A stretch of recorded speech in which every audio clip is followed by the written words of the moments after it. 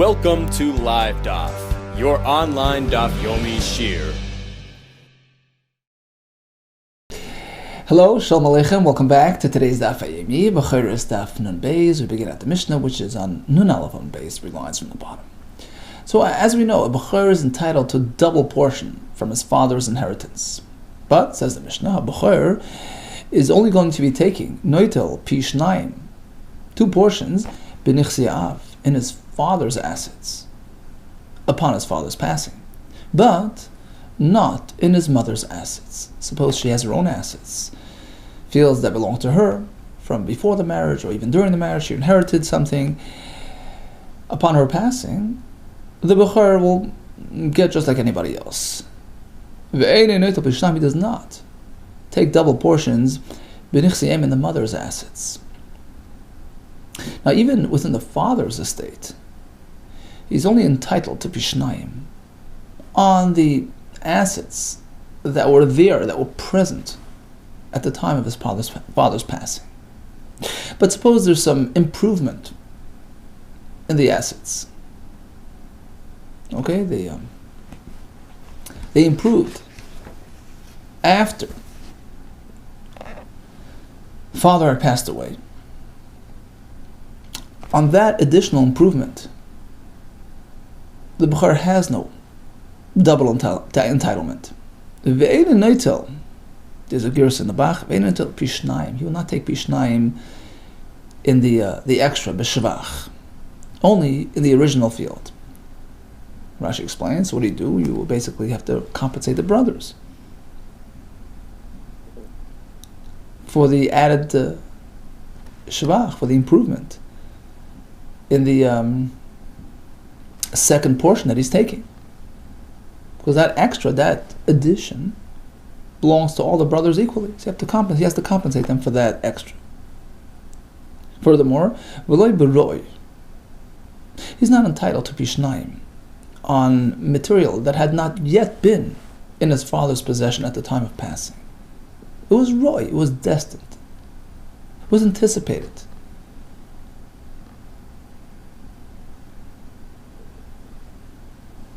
That is not considered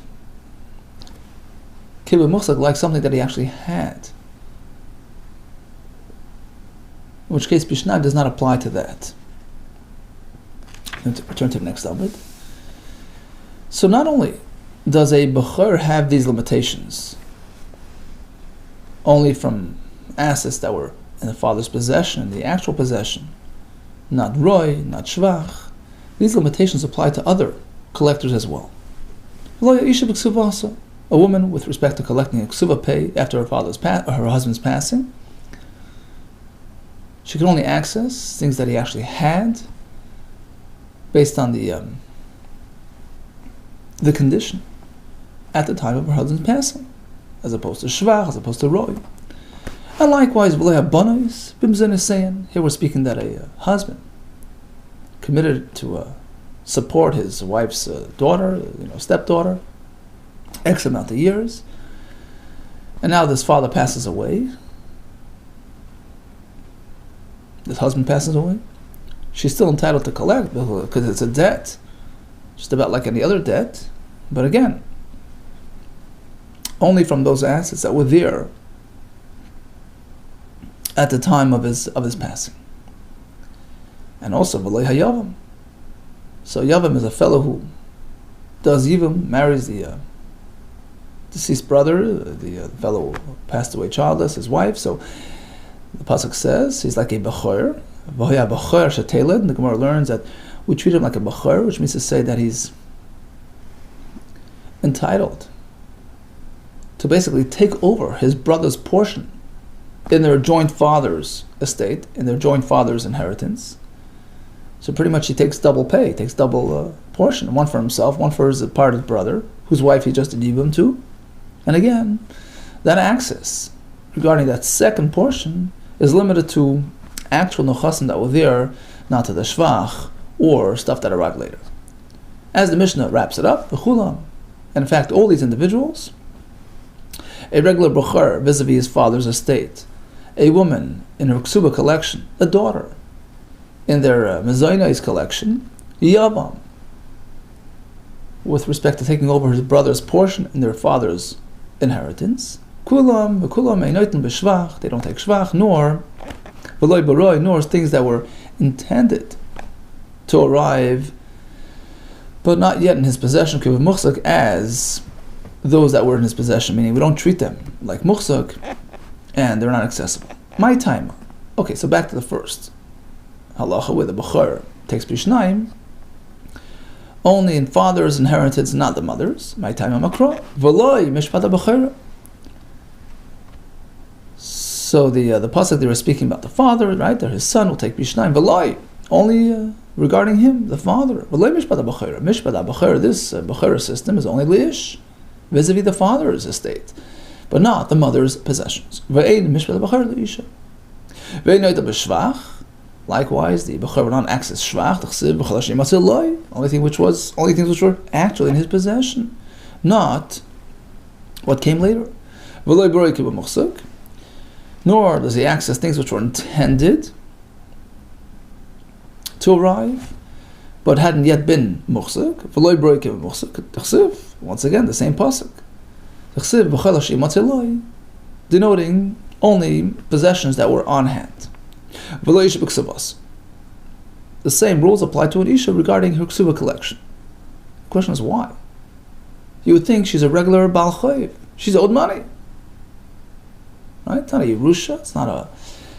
Is that so that she can't access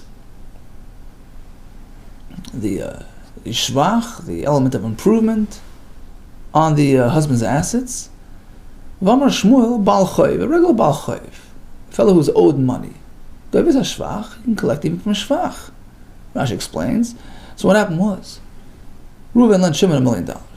Shimon went and sold some properties. Comes payday, there's no money to pay. Reuben goes and repossesses those possessions. With the shvach as well. With all the added extras that the customer added and improved. Lock, stock, and barrel. So why can't the isha do the same? Isn't she a regular baal aschayv? She's owed this money by the husband on account of their ksuva commitment. Amar Abba, you're right. Technically she could, but there's a din d'Rabbanan, meikule kesuva shanukan. This is one of the leniencies that relate to ksuva that was applied here as well. The Gemara elsewhere explains that the Chachamim wanted to make it more attractive, that marriage should be something sought after, that men should be more drawn to marriage, and knowing that they're not going to be oversaddled with their obligations. So they made it easier on him, so to speak, so that although she's entitled, but up to a point. So therefore she cannot access shvach. V'lo habon has been saying likewise, a stepdaughter, right, from the stepfather's assets, my time, because really it's a t'nai ksuba. It's a condition sort of incorporated into the ksuba, in the actual marriage document, and therefore ksuba w treated like the other elements of the ksuba, which we just learned, is limited without access to shvach. So this as well is given that same parameter. Likewise, this yavam, upon assuming the yavama as a wife, although he's entitled to take over his departed brother's portion in their joint father's inheritance, but he's limited to actual possessions, not shvach or roy. My time of why? What's the connection? I mean, he's not a bechor. Yes, bechor kari rachmana. Torah refers to him as a bechor. He's like a firstborn in terms of double entitlement. He gets a double portion from their father's possession. One is own and one is the part of the brother. So therefore, he's treated accordingly, and he follows the same system as a bechor, no shvach, no roy. Amar Abai. Says Abai Loishana, when is this true, that he can't access the shvach? That's only shvach that happened before he did the yivam. Okay, so let's say, brother passed away, then their father passed away. Before he got a chance to do yivam, there's shvach and all that, right? So he's not entitled to that because it's still early in the game. He hasn't done yivam yet. He's not entitled to the shvach that happened there. We're talking about the nechasim, which improved ben misa between the fathers, the yivam, to the yivam of this brother. So that shvach doesn't belong to him. But shvach that occurred after he performed the Yibam, before he got a chance to divvy up the properties. It's already his. His brother's portion had already been tagged as belonging to the Yavam, in which case whatever happens to them, they get enhanced, they get improved, it's all his gain. Shakli gets it. My time and why? Yakum al Shem Achav Ames. Amar Torah says, this brother does Yivam, this brother's wife, he assumes his ownership. He takes his place in their father's inheritance. He did that. So once he performed the Yivam, it's sort of like he takes him over and he assumes ownership. Rashi says, it's like Bereshusai. We treat it as though that portion, wherever it is, even before actually taking possession of that, is Bereshusai in his possession, is under his deed, under his title, and whatever happens is his gain. Rashi says in the bottom line, any improvement, any gain, any additional growth in that field is his. Therefore he gets Pishnaim even on the Shemach. Rava disagrees until you get it. It's not yours. Rava Amma he won't take even shvach that occurred between Yivam and allocation of the properties. My time, you know why? Once again, we treat him like a bechor, and a bechor only gets until he gets, right? Only once he assumes possession, then it's his. But otherwise, ma bechor ein loy koydem chalukish like a bechor is not entitled to any part of the shvach that happened before he actually got it. Af yavam nami, likewise by the yavam, same story. Ein loy koydem chaluk is not entitled to things that happened before the allocation. Yikulam enetim mishvach. Now, why does the Mishnah have to wrap it all up again? Once it already introduced it in the beginning, that they can't access shvach, they can't access roy. This applies to bechor, to the isha, to the bonus, to the yavam. What's the point of wrapping it up again at the end of the Mishnah by saying v'chulam, all these individuals, ain't shvach, no roy? Apparently, we're trying to add another twist, another detail to this halacha. Return to Talmud Bavli. Okay, so v'chulam, which shvach are we adding here? That even that they can't access. A more subtle shvach, to include even shivcha d'memela. So not only can't he access, improvement that was generated by the brothers, but even natural improvement. For instance, chafura v'hava shuvli. You have the chafura, which is the green grass. The grain hadn't yet, and then suddenly, v'hava shuvli. There are fully grown stalks ready to go. So nobody invested. The brothers didn't do it. It just happened. Hashem made it, so maybe that he can access. Or shalfufi, these small budding dates. V'avatamri, now they're fully grown dates. The chiddush is even that is considered shvach that he can't take. Double on that. And here comes another element of roy, which is a more advanced roy, right? Which even that he can't access. What's that? To include even nichsid avi ava, the assets of the grandfather, which were destined to come one day or the other, right? Eventually, the grandfather is going to pass away and leave it behind for his kids and grandchildren. So even though he knew that it was meant to come, so then what happened was the grandfather, let's call him Yaakov, had a son Reuven, who had a couple of sons. The firstborn is Chanoich. He's a bechor. Chanoich is entitled to Bishnaim in whose assets? In their father, right? In Reuven. What about the grandfather's assets? Grandfather was still alive when Reuven passed away.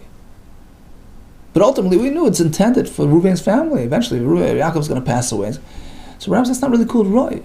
It's already en route. Yeah, I understand the uncle's assets. You never know where it's going to end up. Maybe by his family. If he has no kids, it's going to end up on this side of the family. So, who says his kids are going to die? It's going to end up on this side of the family. It's not going to end up here at all. That's called roy. But the grandfather, direct link, direct chain. It's going to come right down the chain. So perhaps that's not really called roy. No, even that's roy. The fact is, because at the time of Reuven's death, Yaakov was still alive and well. His nechasa would not yet transferred to Reuven's possession. So now Reuven's bechor is not entitled to Bishnaim in Yaakov's inheritance when eventually it comes to be.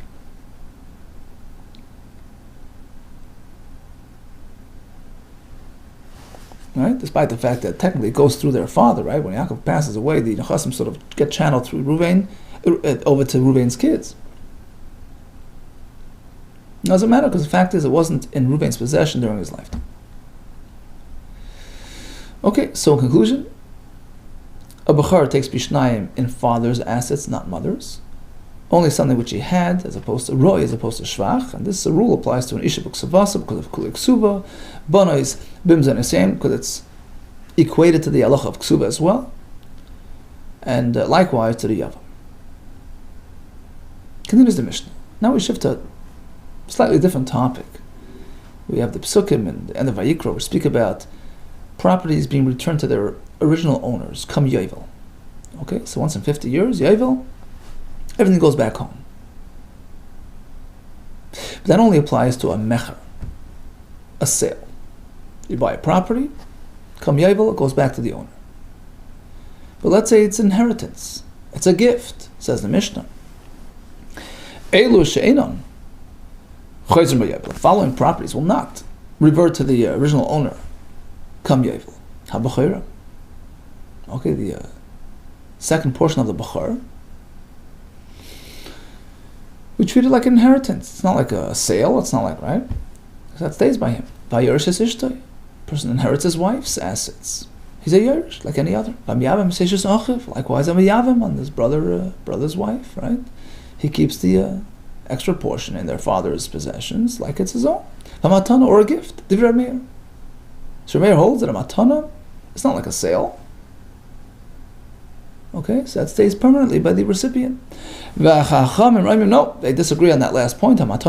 Just like a sale goes back, likewise a gift, which is learned from an extra word in the pasuk. Rabbi Lezer Omer disagrees on the whole list. All these individuals have to return their assets back to the original owners. Right? So the Bechor has to give it back to the other brothers, etc., etc. Come Yovel. Now this last clause in the Mishnah, the Gemara will explain for us, and it doesn't really have to do with the previous halacha, so just we'll wait until we see it in the Gemara. A fellow who inherits his wife's assets, he must return it back to the family, and he has to deduct from the price. Again, we'll see that in the Gemara. So Meir maintains that a gift, a fellow received property as a gift, he keeps it permanently. There's no returning it by Yovel. Why? My time to Meir. Well, mecher. Look in the pasuk. Mecher hudam rachman lihader. B'Yovel. Torah instructs us to return a sale, property that was purchased. But matana v'Yerusha loy, not a gift, not a Yerusha. V'hani, and all these items in the Mishnah fall either under the matana category or the Yerusha category. V'hani. And all these, the Yerusha, those that are classified as Yerusha, okay, Yerusha, for keeps. Those that are classified to matana like a gift, matana. Let's go down the list. A Bechor on his second portion, that's like a matana, it's gifted to him. Lases means it's a matana, it's like a gift. Kai Rachman Torah labels it as a gift. You keep it. Vayeres es ishtoi, okay, because Yerusha sabal de'raisa. We learn from a pasuk that a fellow inherits his wife, so it's like a Yerusha, like any other. Of course, he keeps it. Likewise, a yavam.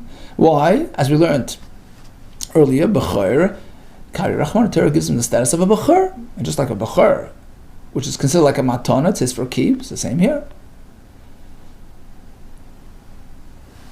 Chacham take issue with that last point, that matana, well, that's like a mecher. My tamai the Rabbana, why? Toshuvu, there's an extra word in the pasuk. L'rab is matana. To tell you, even matana goes back to the owner. Okay, but that's only by matana, as opposed to the other fellows.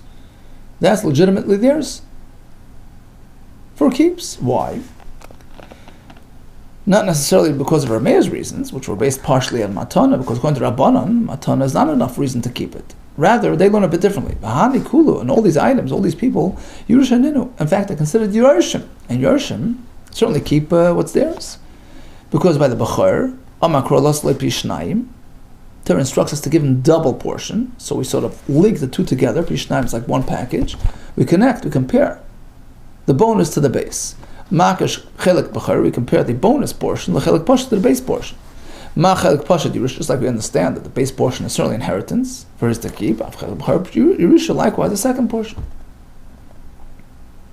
That covers b'chor. That covers Yerusha's ishtoi, that's a Yerush, and the Miyavim says achiv, which is compared to b'chor, which we just concluded has a din of Yerusha. So we got it all covered. Reb Lezer takes issue with the entire list. He turns it right upside down. Reb Lezer Omer kulam chayshim b'yovel. No, all these individuals have to return their assets to the original owners. Why? He flips the entire thing around.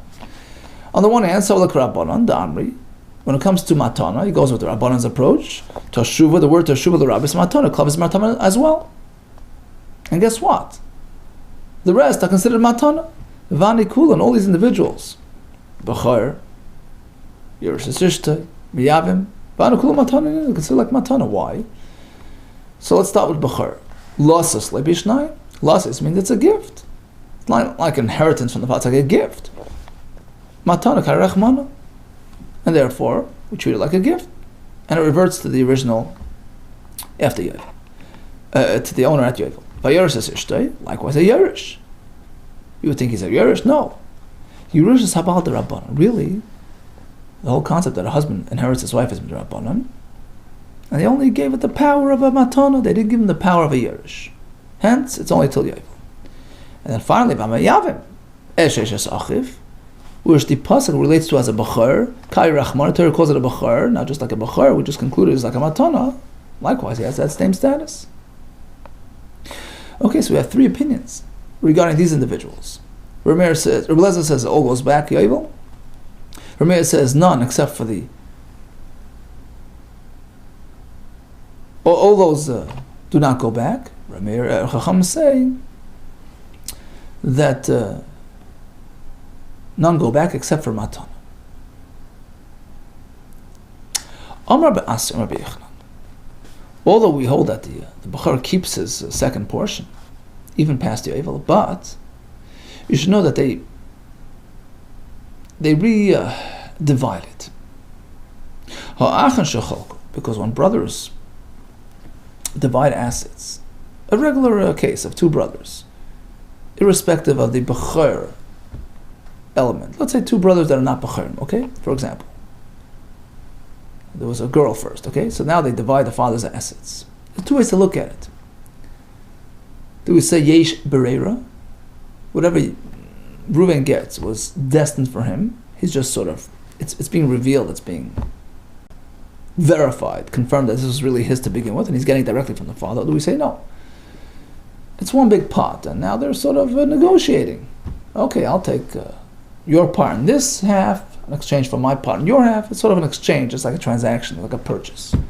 They're treated like purchasers, and therefore, just like a buyer has to return at Yovel, same here. They give it back to each other come Yovel, and then they reallocate and redivide it. I have a question. The Mishnah. Our Mishnah, our Mishnah states that a b'chor does not return his property come Yovel. Amar Elazar, yeah, he doesn't lose it, but he has to reallocate and redivide it. Ma'in chayzrin. What does Mishnah mean? In chayzrin. In chayzrin v'atala. We don't annul his rights and his privilege and his ownership, right? But you redistribute it. V'atala kama. Maskal of Sheshes. So if Sheshes has a kasha, so do you mean that, according to Rebbe Lezer, who says that come Yovel it all goes back, he means to say that in fact the b'chor loses that second portion for good? Not just they reallocate it, it's lost? It's only his temporarily till Yovel? Maskal of Sheshes, Machlal. So do you mean to imply the Mandam HaChayzrin, that the opinion that says it goes back, Rebbe Lezer in the Mishnah, Chayzrin v'atol kamen means that he loses that ownership?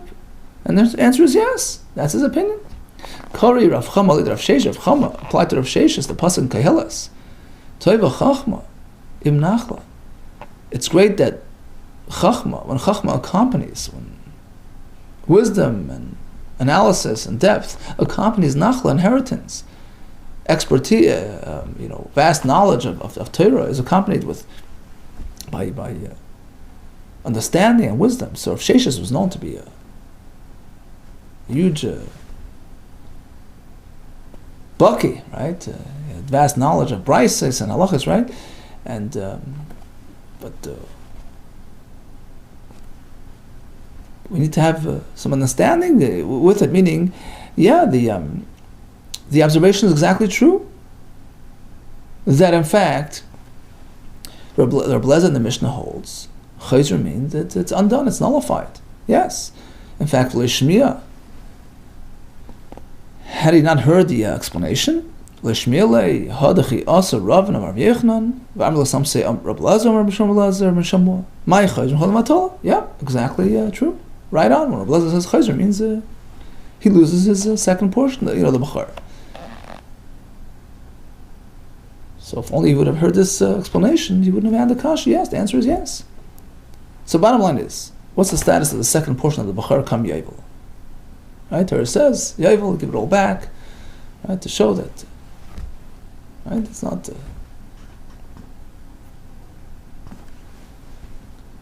the original owner is meant to be on the property, as per Hashem's allocation. You bought it, it's temporary, right, until Yovel goes back, right? What about the Bechor in the second portion? According to the Shita of Rav Meir and the Rabbanan, it's his to keep.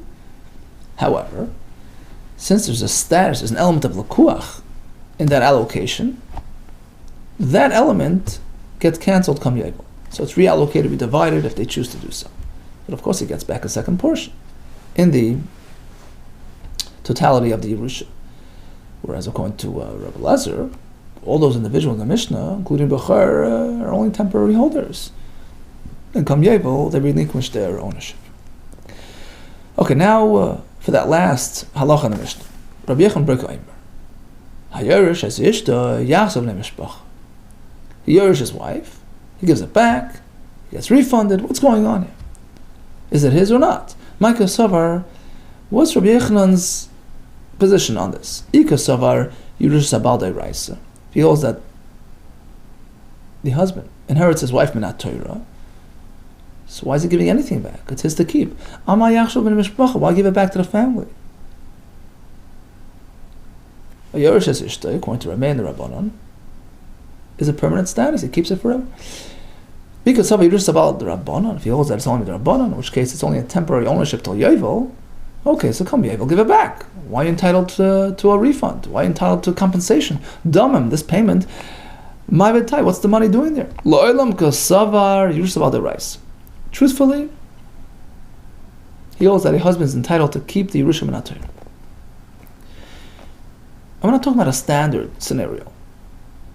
Rather, it's something unique that's going on. My skin was speaking about a unique case. For instance, that was, he inherited a family plot in the Beis HaKvaros from his wife. And it's dishonorable for the family to have a stranger own this plot, a family plot. Because of Begam Mishpacha, dishonor to the family. That's why he gives it back.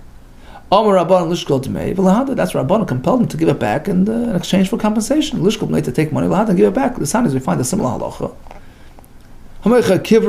Person in desperation sold off his plot. He had a kever, manuches. He sold it off. But the kiver, the root to is the path is kever makam, the place where they stand to console, beis haspeda, where they make the eulogy. Boy b'nei mishpacha v'koyv moise bal korcha. Halach is the family has a right upon this person's passing to bury him in that spot. Bal korcha, against the will of the lekeich of the buyer. Mishum b'kam mishpach, in order to uphold the honor of the family. So this is his plot. This is So likewise, now a case, we compel him to return the plot for compensation. Now, what does the Mishnah mean? He has to deduct from the compensation. What does that mean? Yeah, to make every ishtay, the cost of his wife's a grave which he's responsible for. He has to look after her burial. It's his achrayus. Rashi says, it's one of the obligations the husband has to his wife. So although he's entitled to be compensated for the return of the plot, but that little corner, the place where his wife's buried, that's on him. And that's deducted from the total compensation. Okay, so in the Mishnah we have halacha that property is returned to the owner, kam yovel, that's only by a sale, not a bechor, not yerusha, not yivum, not even matana, according to Chacham. According to Rebbe Lezer, it all goes back. Because he holds even by matana, and he holds that all these have the status of matana. And we learned the halacha about